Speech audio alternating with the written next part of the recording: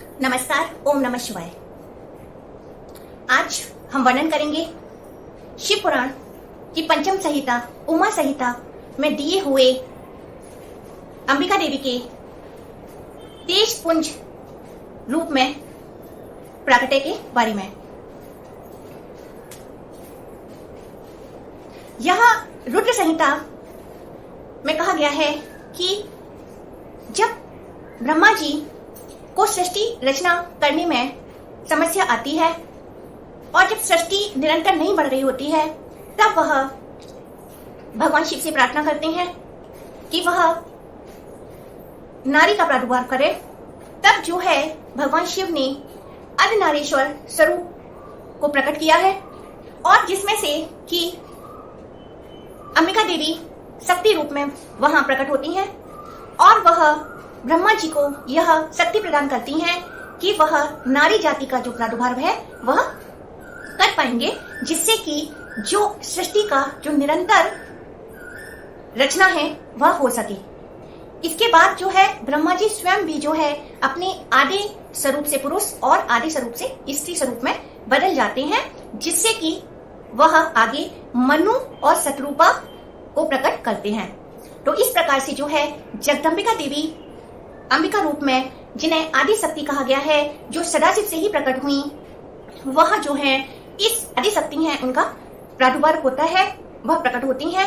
और यह कहा गया है कि जो सदाशिव हैं उनमें ही जो पुरुष और जो शक्ति रूप प्रकृति हैं वह विद्यमान है, जिसके कारण से यह जो सारा जगत है वह प्रकट होता है।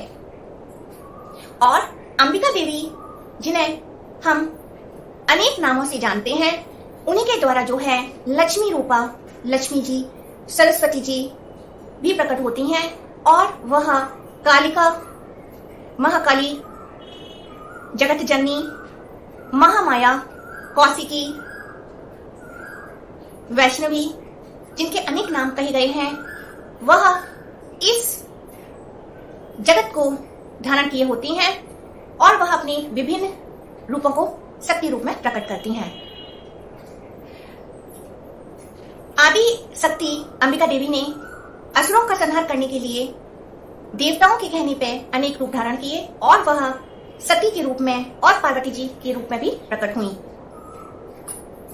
एक बार की बात है, यह कहा गया है कि एक बार जब देवताओं और असुरों का युद्ध होता है, तब महामाया अंबिका देवी की शक्ति के द्वारा जो देवता हैं वह विजयी होते हैं और असुर जो हैं वह परास्त हो जाते हैं।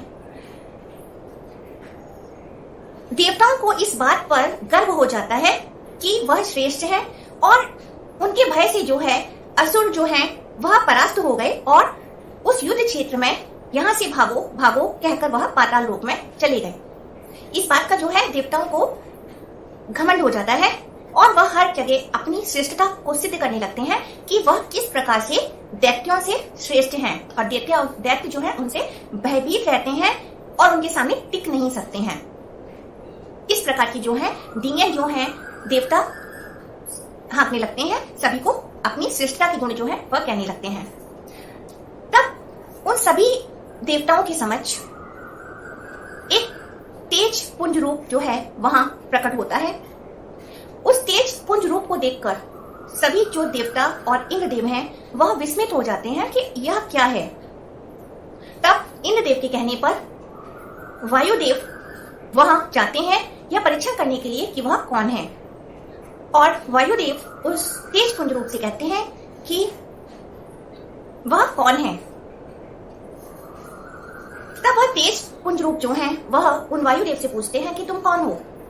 तब वह वायुदेव कहते हैं कि वह वायुदेव है और इस पूरे संसार के प्राण हैं, वह परमात्मा है, जिनके कारण से यह सारा संसार जो है जिसमें प्राण वायु निरंतर बहती रहती है।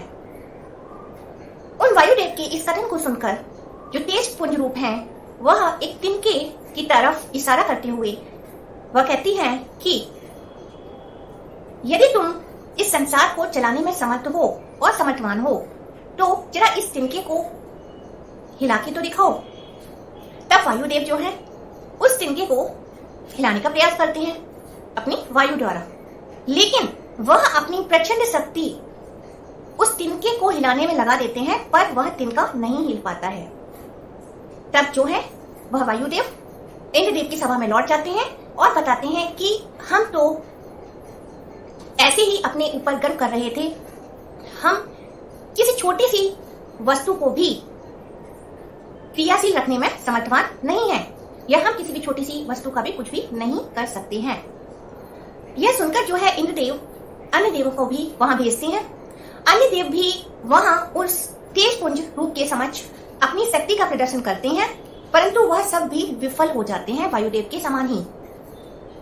तब अंत में इंद्रदेव स्वयं उस स्थान पर जाते हैं तेजपुंज रूप के समक्ष, लेकिन उनके आने पर वह तेजपुंज रूप जो है वह वहां से अदृश्य हो जाते हैं। उस तेजपुंज रूप के अदृश्य हो जाने पर इंद्रदेव सोचते हैं कि जिसका ऐसा भाव है और प्रकृति है कि वह उनकी श्रेष्ठता को मानते हुए वह स्वयं का समर्पण करते हैं और कहते हैं कि हे परमेश्वर, आप जो कोई भी हैं, कृपया हमें दर्शन दें। तब जो महामाया अंबिका देवी हैं वह अपने दिव्य रूप में वहां प्रकट होती हैं अपनी अस्त्र शस्त्र के साथ में, जो यह साक्षात यह बता रही हैं कि वही जो हैं साक्षात परमेश्वरी हैं, जो इस सृष्टि का संचालन करती हैं। तब सभी देव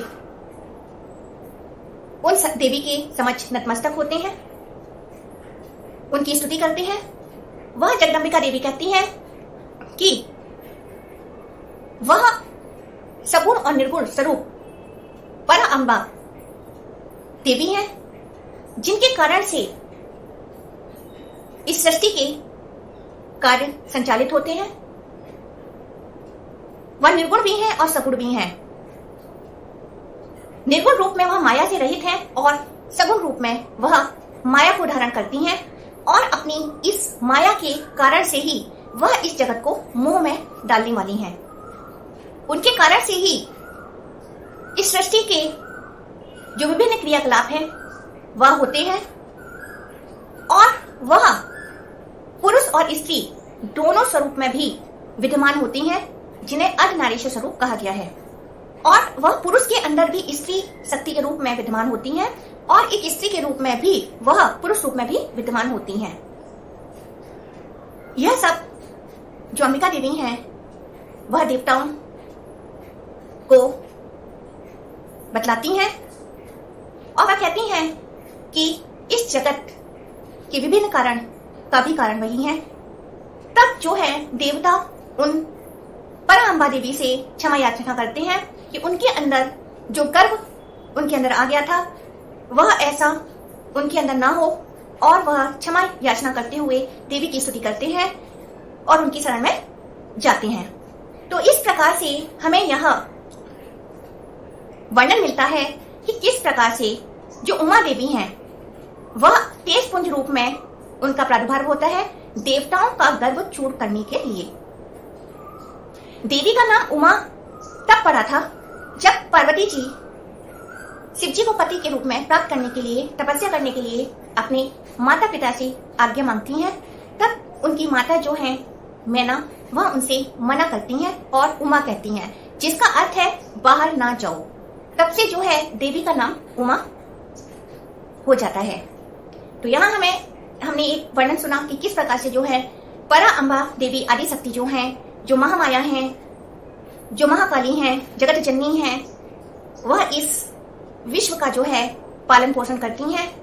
और हमने इनसे पिछले वीडियो में उनके जो विभिन्न जो उनके प्राकट्य हैं उनके बारे में सुना।